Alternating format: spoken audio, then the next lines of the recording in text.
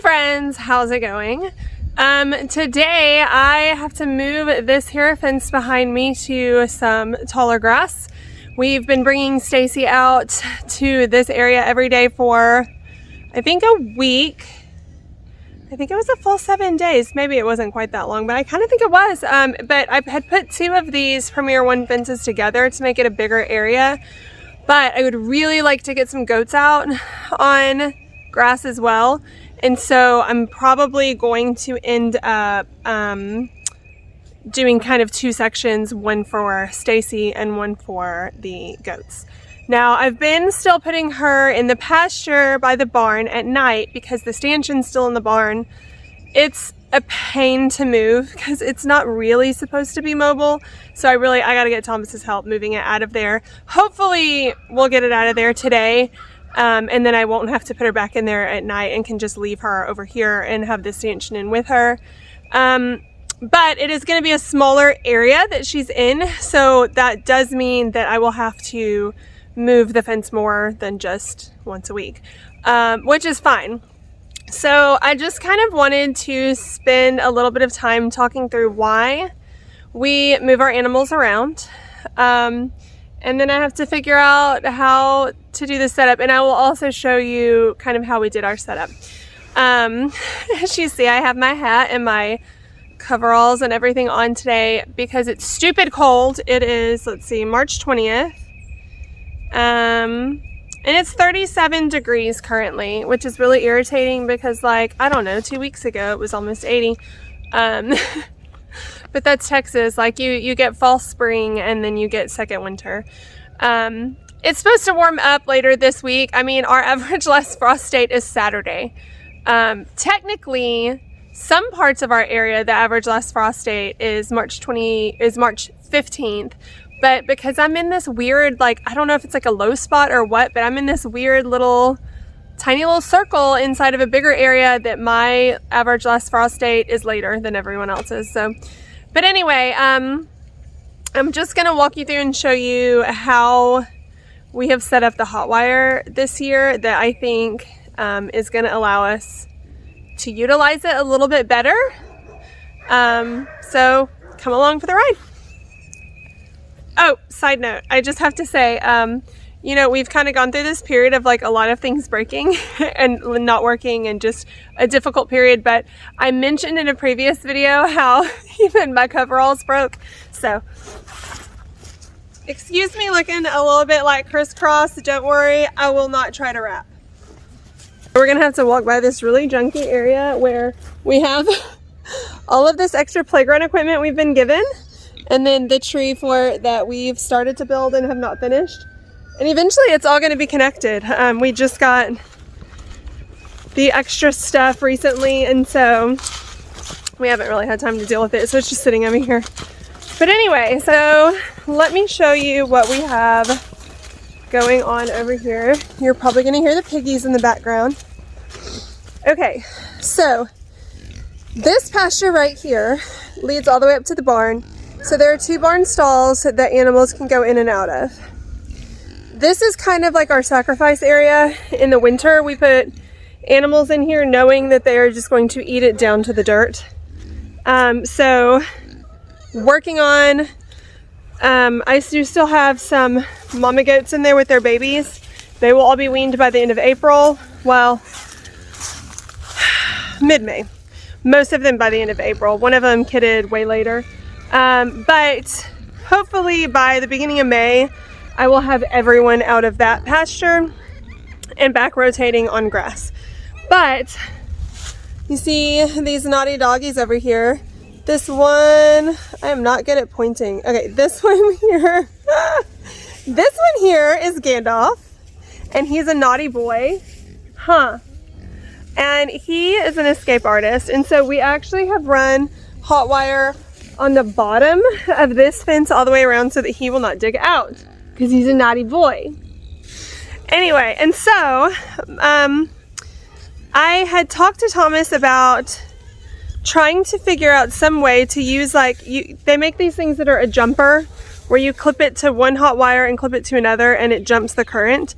And so I talked to him about figuring out a way to do that, but we still wanted to be able to drive the tractor through here to the compost pile and into this gate. He came up with this brilliant plan to take an old extension cord and cut it and wrap it around like that. This is way too long, we'll cut it shorter, and then we've connected it over here. So actually it will be connected to that one long term, but right now I've got pigs in here so it doesn't matter, it's all connected. But then I ran a 2-strand for pigs all like way far back there, and so now I'm able to just connect onto that on both sides to put animals on both sides. So I've put the boys here, Shmi and his boys, in this area here that I want to clear out and make into more pasture. Now you'll see some of these trees that have been chopped. Let me explain. So we've talked about how we want to clear this out and just leave the big trees. And so Josh, the feral one, will come out here with an axe and just chop down the small trees that he knows we're going to take down anyway. And so you see there's one here, here, here. But he chops them down at like his height, I guess. I don't know. So we're gonna have to come back with a chainsaw and actually take them down well. But then we'll go back through and decide what of these to leave and what to take. We'll probably take everything except for the big trees because we want to create more pasture for our animals to eat. We've got a very woodsy area in the back that will probably stay a woodsy area, so I'm not about kill all the trees. But in all honesty, these trees will be a lot healthier when all of these others aren't trying to grow up in them, and all you see these big vines that we had. All of this was so overgrown when we moved in, especially these over here. We couldn't even tell how many trees were here because the vines, grapevines, wild grapevines, and poison ivy, and some sort of other thorny devilish vine were so grown up into these we could not even tell how many trees were in here. So we are working on creating more pasture. So that's one of the reasons that we are rotating animals, is to create more pasture. So we're letting them do the grunt work of eating everything down, and then we just go back in with the chainsaw and cut it down to the ground, pull it out, and then eventually it will be pasture. Okay, so for me to work on this, I have to actually go unplug it down at the barn. So the reason that we wanted to jump off of this current was because it's not solar, it's actually plugged in. And so it creates a bigger pop than our solar ones. So I have to go unplug it in order to move it. I'm gonna kind of look and make a plan and then I'll go do that. Okay, so I have chosen to, instead of using the plugged in hot wire, I'm going to go ahead and use one of the solar chargers that's not in use because I really want this area in front of the greenhouse cleaned up. The area in front of the greenhouse is also where we chop wood, and right now there's kind of just piles of wood that need to be dealt with, that are not finished. Some of them still need to be split. Some just need to be stacked where they go. But either way, we're starting to get really tall weeds up in here, and I don't like that, especially as we are approaching snake season. So I know that the goats will eat that. So what I'm hoping for is that Thomas will be able to help me get the stanchion moved back here this afternoon. I will move it back here where the two fences meet. I'll have kind of like a door where I can let her out to milk her, because I don't know if any of you have a dairy cow and also have goats, but it's next to impossible to milk a dairy cow when there are goats around you, because, I mean, at least my goats feel that they need all of the attention, especially my boy goats, and that's probably who I'm going to put back here because the mamas are all still needing the barn with their babies. So I can at least get some of the boys back here. I would move the girl pigs back here because I really need to get the girl pigs moved out. But if I did, the boys who are over here would be able to see them And that could present a problem because Smee can be very determined. That being said, probably going to move the boy goats back here for now, and just move Stacy in and out to milk her. And then as we get more, normally we rotate cows in polywire in like three strand or 2 strand. I think we've done 2 strand before polywire, but I'm out of polywire. So until I get more, I have to use this for her rather than just for goats and sheep and pigs. Really, the pigs can use polywire too. So anyway, while we're still trying to figure out exactly how we want to operate all of that this year, I am still in a hurry to get these animals out on grass because I don't want to buy any more hay. Also, it's just better for them. All right, so that leads to the other reason that we rotate our animals that I wanted to talk through. So when you rotate animals, it is both good for the land and for the animal. So as far as the land goes, you're ensuring that the area they're grazing does not get overgrazed. So you let them eat it down, move them off of it, let it rest, it grows back, they can eat it down again. But if you leave them in for a long time, like I mentioned, the pasture that's kind of our sacrifice area in the winter, they're going to eat it down until it is dirt. And it will grow back, but it takes longer because the earth does not like being bare. It likes cover. So one thing that we have done in there over the winter is put hay, and then the remnants of the hay will kind of spread out to kind of cover the ground. So we do have some stuff going ahead and coming up over there, but we really want to get the animals off of that area for a lot of the summer, if not all of the summer, and then just move them in for winter, and they'll have that to start out eating. There's also like random pumpkins coming up in there because I would throw pumpkins to them, and I would love to just let those grow and it be food for them when we move them back in there come winter. So it is good for the land in that it does not get overgrazed. It's also good for the land in the fact that these animals poop on the land, and then our rogue chickens tend to find that and spread it out, and if they don't, we'll end up with cowbirds out here doing that, or whatever. It composts into the soil and adds nutrients back in. So it's good for the soil in both of those ways.